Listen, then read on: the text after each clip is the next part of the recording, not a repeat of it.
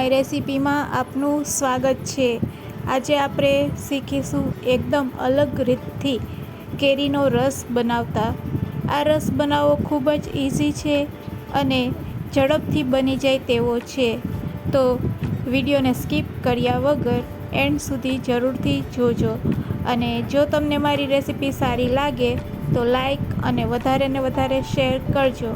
અને જો તમે હજુ મારી ચેનલ ઉપર નવા હોય અને મારી ચેનલને સબસ્ક્રાઈબ ન કરેલ હોય તો સબસ્ક્રાઈબ કરી બાજુનું બેલ બટન દબાવવાનું ભૂલશો નહીં, જેથી કરીને તમને મારા નવા વિડીયોનું નોટિફિકેશન મળતું રહે। કેરીનો રસ બનાવવા માટે સૌપ્રથમ આપણે પાકેલ કેરી લેશું। તેને સારી રીતે ધોઈ અને વ્યવસ્થિત કોરી કરી લેશું। હવે આ કેરીમાં મેન રેસા હોય છે। આ રેસાને આપણે જ્યારે મિક્સચરમાં કે બ્લેન્ડરથી રસ કાઢતા હોય છે ત્યારે એના ગુણધર્મો છે એ નાશ થઈ જતા હોય છે। આ ગુણધર્મોને જાળવી રાખવા માટે આજે આપણે એક નવી પદ્ધતિથી રસ કાઢીશું। તો રસને આપણે કઈ રીતે એકદમ સારી રીતે કાઢી શકાય છે તેની બે નવી ટ્રીક આજે હું તમને શીખવીશ। તો સૌપ્રથમ આપણે એક મોટા વાસણ ઉપર આ રીતે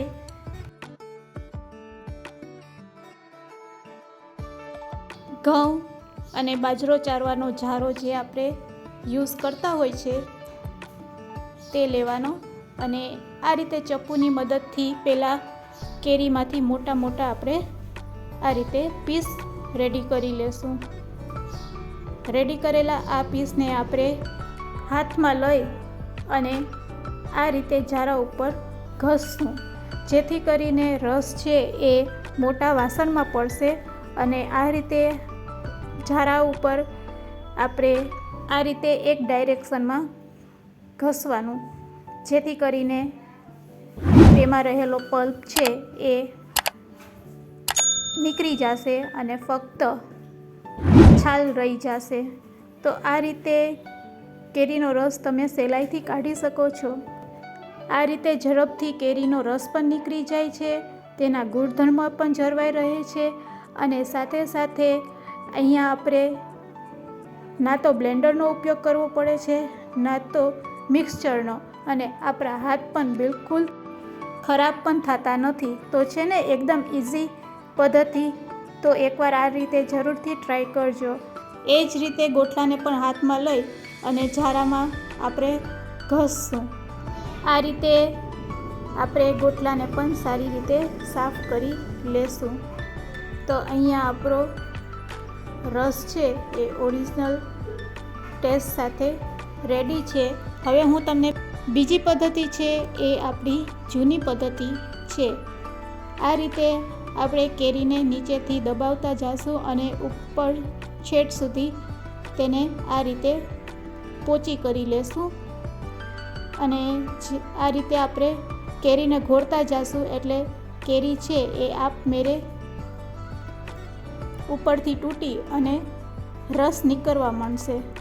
તો આ રીતે આપણે કેરીને ઘોળતા જઈશું અને તેમાંથી ગોટલો આ રીતે દબાવીને કાઢી લેશું, સાથે રસ પણ કાઢી લેશું। હવે આ રીતે હાથેથી આપણે ઝારા ઉપર ગોટલાને ઘસતા જઈશું, જેથી કરીને રસ છે એ નીચે મોટા વાસણમાં ભેગો થશે અને સાથે છાલને પણ તે રીતે આપણે ચોખ્ખી કરી લેશું। ગોટલો આપણો ઘસાઈને તમે જોઈ શકો છો। તો એકદમ સહેલી રીતથી અને ઝડપથી આ પ્રોસેસ આપણે કરી શકીએ છીએ।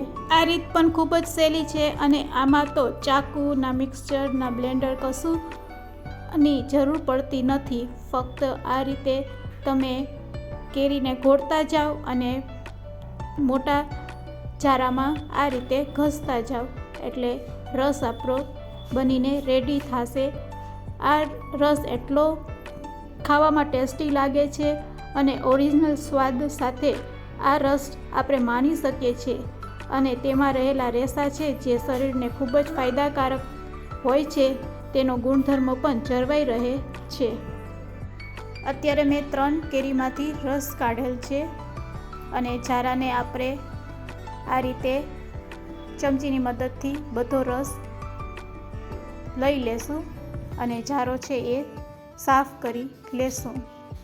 તો અહીંયા મને ફક્ત 2 મિનિટ લાગી છે આ રસને કાઢતા. હવે આ રસને આપણે એક બોલમાં કાઢી લેશું. આ રસમાં તમે દૂધ પણ એડ કરી શકો છો અને ખાંડ પણ એડ કરી શકો છો. તમારા સ્વાદ મુજબ તમે ખાંડ અને દૂધ એડ કરી શકો છો. તો અહીંયા આપણો રસ બનીને રેડી છે. તો ઠંડો રસ પીવા માટે અહીંયા આપણે બરફનો ઉપયોગ કરશું અને તેને સારી રીતે આ રીતે હલાવી લેશું, જેથી કરીને આપણો રસ છે એ એકદમ સરસ ઠંડો થઈ જાય. તો રેડી છે આપણો રસ સર્વ કરવા માટે. શરીર માટે ખૂબ જ ફાયદાકારક એવો કેરીનો રસ રેડી છે. તો તેને સર્વિંગ બોલમાં કાઢી લેશું. તો આ રીતે ઠંડો રસ તમે પૂરી સાથે કા રોટલી સાથે ખાઈ શકો છો. આ રીતે બનાવેલો કેરીનો રસ શરીર માટે ખૂબ જ ફાયદાકારક છે. ગરમીમાં કેરીનો રસ પીવાથી શરીરમાં શક્તિ વધે છે. તો એકવાર આ રીતે જરૂરથી બનાવીને ટ્રાય કરજો.